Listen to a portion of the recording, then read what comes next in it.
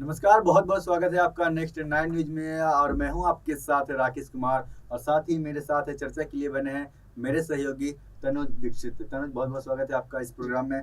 तनुज, आज आम आदमी पार्टी की तरफ से गुजरात चुनाव के लिए जो 40 स्टार प्रचारक थे, उनकी जो लिस्ट है, वो जारी कर दी गई है। जिसके बाद जब लिस्ट जारी की गई तनुज, तो उसमें जो नाम जो आया सामने, तो अरविंद केजरीवाल, उसके बाद मनीष सिसोदिया। और जब मैंने सुनीता केजरीवाल का नाम देखा तो मैं हैरान ही रह गया।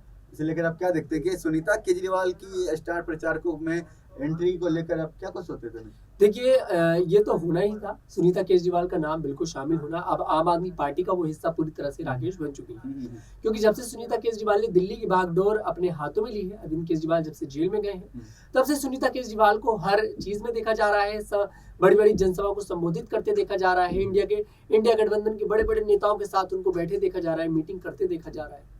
ऐसे में आज जब सुनीता केजरीवाल का नाम गुजरात के स्टार प्रचारकों की लिस्ट में आता है, तो वाकई में ये सवाल खड़ा हो जाता है, क्या अब सुनीता केजरीवाल को दिल्ली का मुख्यमंत्री बनाया जाएगा? और ऐसा हो सकता है, इसके पीछे ये भी चाल हो सकती है कि हाँ, लोगों के मन में ये संकेत दे दिया जाए कि अगर अरविंद केजरीवाल इस बार उनकी जमानत नहीं होती है, नहीं मिल आ पाते वो जेल से बाहर, तो सुनीता केजरीवाल को दिल्ली की बागडोर दी जा सकती है। हम बिल्कुल तनुज, हम बिल्कुल यहीं पे रहेंगे और यहाँ पर हम अभी फिलहाल जो 40 स्टार प्रचारक की बात की गई है, हम उन पर आते हैं। इसमें आप ये देखिए कि अरविंद केजरीवाल का नाम दिया गया है, मनीष सिसोदिया का नाम दिया गया है, सुनीता केजरीवाल का नाम दिया गया है। लेकिन मुझे इस बात समझ में नहीं आया कि केजरीवाल जी कैसे वो प्रचार करेंगे? क्या वो जेल से प्रचार नहीं, करेंगे? जेल से प्रचार नहीं करेंगे वो, लेकिन अभी देखिए आम आदमी पार्टी शुरुआत से अपनी उम्मीदों पर जिंदा है। वो पूरी तरह से उम्मीद लगाकर बैठी है। जब संजय सिंह जेल में थे तब भी वो उम्मीद लगाती थी। मनीष सिसोदिया जेल में है, वो अभी भी उम्मीद लगा रही है कि कभी तो ये लोग बाहर आएंगे ना। अब अरविंद केजरीवाल का नाम स्टार प्रचारकों की लिस्ट से बाहर तो नहीं किया जा सकता अगर वो जेल के अंदर है। क्या पता कोर्ट उन्हें जमानत दे दे। वैसे भी ईडी को ये नोटिस जारी हो चुका है। तनुज, मैं यहाँ पर ये भी समझना चाहूंगा कि क्या हमारे संविधान के अंदर कोई ऐसा प्रावधान है कि क्या कोई नेता अगर जेल में रहता है तो वो जेल से ही वो प्रचार नहीं, प्रसार जेल कर से सके? प्रचारक नहीं कर सकते। हालाँकि वो मुख्यमंत्री के पद पर रहेंगे जब तक वो इस्तीफा ना दें। ऐसा कोई संविधान नहीं है कि उन्हें मुख्यमंत्री के पद से इस्तीफा देना पड़े। वो जेल से, देखिए मुख्यमंत्री की बागडोर जब से वो जेल में गए हैं तब से संभाल भी रहे हैं। लेकिन प्रचार तो नहीं कर सकते वो, प्रचार नहीं कर सकते। जब गुजरात में स्टार प्रचारकों की लिस्ट है तो यहाँ से बैठे-बैठे कैसे प्रचार हो अच्छा, जाएगा? अटकलें तो ये भी थी तनुज की दिल्ली राज्य में राष्ट्रपति शासन लागू कर दिया जाएगा और जो तमाम जो विपक्ष है वो इस बात पे पुरजोर दे रहे थे, कोशिश कर रहे थे कि यहाँ पर राष्ट्रपति शासन लगे। लेकिन देखिए सत्ता में लोग जो बैठे हैं वो तो इस चीज की कोशिश करेंगे ना कि आम आदमी पार्टी की सरकार जो है दिल्ली से चली जाए। आतिशी ने तो प्रेस कॉन्फ्रेंस करी थी, उसमें भी इस बात को कहा था कि आम आदमी पार्टी जो है वो हमें हटाना चाहती है और यहाँ पर राष्ट्रपति शासन लागू करना चाहती है। हालांकि उपराज्यपाल ने इसके लिए तो अमित शाह को चिट्ठी तक लिख डाली थी कि अब दिल्ली का जो शासन व्यवस्था है वो बिल्कुल सही तरीके से काम नहीं कर रहा और हमने जो भी नेतागण थे उनके साथ मीटिंग करनी चाहिए अरविंद केजरीवाल के, लेकिन वो मीटिंग के लिए तैयार ही नहीं थे। तो ऐसे में उन्होंने चिट्ठी लिख डाली कि अब यहाँ पर आप राष्ट्रपति शासन लागू कर दीजिए। नहीं, देखिए राष्ट्रपति शासन लागू ऐसा नहीं है कि एकदम से बोल दिया और राष्ट्रपति शासन आकर लागू हो जाएगा। आम आदमी पार्टी की यहाँ पर पूरी बहुमत के साथ सरकार है। 70 में से 63 सीटें जो है वो आम आदमी पार्टी की झोली में है।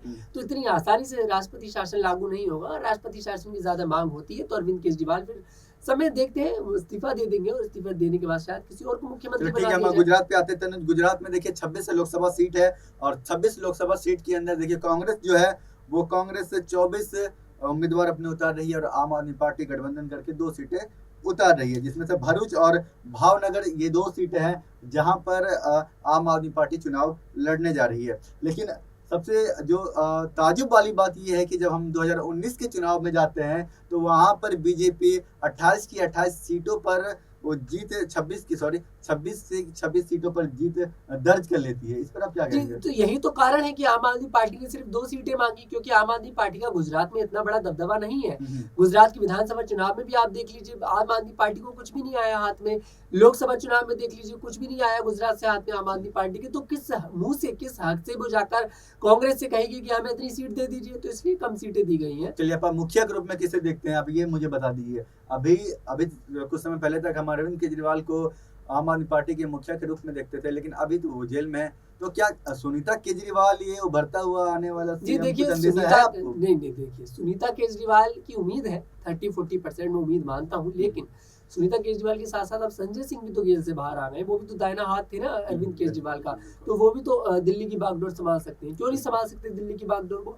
बड़े मंत्री हैं, बड़े नेता हैं। मनीष सिसोदिया की भी अटकलें चल रही हैं कि मनीष सिसोदिया जल्द जेल से बाहर आ गए। मनीष सिसोदिया अरविंद केजरीवाल से पहले बाहर आ गए, तो मनीष सिसोदिया तो डिप्टी सीएम थे दिल्ली के, तो उन्हें भी तो बागडोर मिल सकती चलिए हम है। गुजरात में चलते हैं दोबारा से। गुजरात में अगर हम बात करें तो अब मुद्दे क्या होंगे आम आदमी पार्टी के पास या कांग्रेस के पास क्योंकि अगर हम पिछले चुनाव की जैसे हमने बात करी थी, पिछले चुनाव में जो बीजेपी है वो 26 में 26 सीटें जीत ली, यानी कि जो जनता है वो उससे खुश है। तो क्या मुद्दे होंगे, क्या वो मुद्दे रहने वाले हैं जिसके मुद्दे बलबूते बेरोजगारी होगा, महंगाई होगी, ये सब मुद्दे होंगे, क्योंकि बेरोजगारी अंतिम चरण पर है हमारे देश में। वैसे भी एक तो सर्वे क्या मैं ये समझो कि बेरोजगारी पिछली बार मुद्दा नहीं था? बेरोजगारी पिछली बार भी मुद्दा था, लेकिन जिस तरह से भारतीय जनता पार्टी की जो नीति रहती है, हिंदू वाली नीति वो करती है, राम मंदिर पर चुनाव कराती है, तो ये सब भारतीय जनता पार्टी को फायदा पहुंचाती है।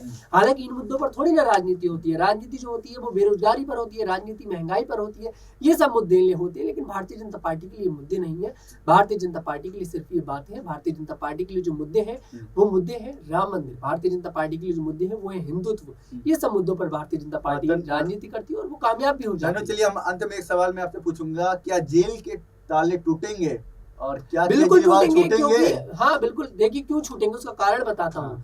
कभी आपने सुना है कि ईडी को फटकार लगी है कोर्ट से? अरविंद केजरीवाल की केस में आपको देख सकते हैं कि ईडी को फटकार लगा दी कोर्ट ने, जिला कोर्ट ने, और नोटिस तक जारी कर दिया ईडी के लिए कि आप सबूत दीजिए। तो आप बिना सुनवाई कैसे आगे बढ़ेगी फिर? ईडी क्या करती है, मैं आपको, ईडी बार बार ये करती है कि हमें अगली बार सबूत दिखाएंगे, अगली बार सबूत दिखाएंगे। आपने वो शेर वाली कहानी सुनी है, शेर आया, और जब शेर वाकई में आता है तो कोई विश्वास ही नहीं करता। तो अब तो ईडी के पास अभी तक तो सबूत है नहीं, और जब कभी होंगे तो लोग विश्वास भी नहीं कर पाएंगे, क्योंकि ईडी अभी तक कोई सबूत पेश कर नहीं पाई है कोर्ट के अंदर। और अभी तक ईडी को बार बार, अब ईडी के लिए समन जारी हो गया, जल्दी देखिएगा आप जेल के ताले भी टूटेंगे और अरविंद केजरीवाल भी बाहर होंगे। अच्छा ठीक है, तो बहुत बहुत धन्यवाद आप सभी दर्शकों का हमारे इस कार्यक्रम में, और ऐसे ही हम तमाम शो पर चर्चा करते रहेंगे। और फिलहाल के लिए हमें दीजिए इजाजत, देखते रहिए नेक्स्ट 9 न्यूज़।